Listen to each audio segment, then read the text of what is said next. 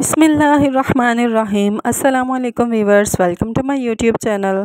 आज मैं आप सबके लिए रेशेदार शामी टिक्कियों की इतनी सिंपल सी रेसिपी लेकर आई हूँ, इसके लिए ना ही आपको ज़्यादा मेहनत करने की ज़रूरत पेश आएगी, ना ही इसको चॉप करना पड़ेगा और फिर भी बहुत ही मज़ेदार आपकी शामी टिक्कियाँ बनेगी। चलते हैं अपनी रेसिपी की तरफ। यहाँ पर मैं तकरीबन 1.5 पाव चने की दाल को 3 से 4 घंटे पहले भिगो कर रख दिया था।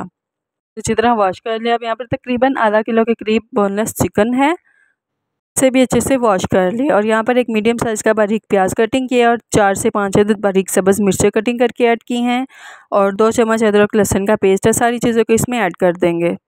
इस तरह से शामी टिक्कियाँ बनाए सैंडविचेस के लिए, बर्गर्स के लिए और अपने बच्चों को पराठे वगैरह के साथ आप इसको दें, यकीनन बहुत ही मज़े से ये खाएँगे। फिर स्पाइसेस ऐड कर लेते हैं। 1 चम्मच नमक ऐड करेंगे, आधा चम्मच पिसी हुई लाल मिर्च ऐड करेंगे, 1 स्पून का चौथा हिस्सा इसमें हल्दी ऐड करेंगे, 1 चम्मच फुल भर के पिसा हुआ धनिया ऐड कर देंगे इसमें। और ये कुछ खड़े मसाले हैं, ज़ीरा, काली मिर्च और दालचीनी है। और ये मैंने आधा चम्मच इसमें तिक्का मसाला पाउडर ऐड कर दिया है। और यहाँ पर 1.25 गिलास तकरीबन पानी का ऐड करेंगे।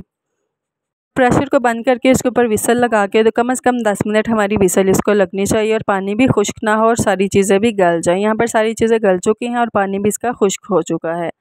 अब हम इसको किसी परात वगैरह में या किसी बड़ी डिश में इसको निकाल लेते हैं। तो जो चिकन के साथ छोटी मोटी अगर हड्डी वगैरह लगी है तो आपने उसको सेपरेट कर लेना। अब यहाँ पर हमने कोई डंडा लेना है, कुंडी डंडी वाला, तो उसको अच्छी तरह से इसके साथ हमने मैश कर लेना है। आप चाहें तो इसको चॉपर में भी मैश कर सकते हैं, लेकिन इस तरह से इसके रेशे ज़्यादा अच्छे बनते हैं और इसका टेस्ट भी बहुत ही मज़ेदार बनता है। तो ये देखिए यहाँ पर मैंने इसको मैश कर लिया है।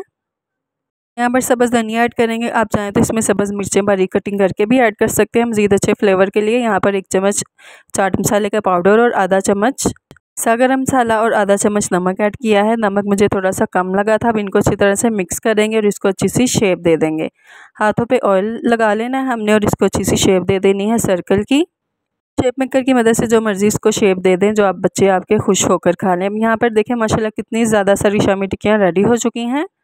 जितनी आपने फ्राई करनी है उतनी फ्राई कर लें और बाकियों को आप इसको फ्रीज़र में सेव करके रख दें, किसी भी ज़िपलॉक बैग में डाल के। तो यहाँ पर मैंने एग लगाकर तो शामी टिक्कियों को फ्राई कर लिया है, क्योंकि फ्राई करना तो सबको ही आता है मोस्टली, इसलिए वीडियो नहीं शो की ताकि हमारी जो वीडियो है वो ज़्यादा लंबी ना हो जाए। तो यहाँ पर शामी टिक्कियाँ भी रेडी हो चुकी हैं। तो ये देखिए इतनी मज़ेदार और यूनिक रेसिपी और बहुत ही सिंपल रेसिपी से हमने शामी टिक्कियों को रेडी कर लिया। देखिए इतनी मज़ेदार और रेशेदार टिक्कियाँ हैं।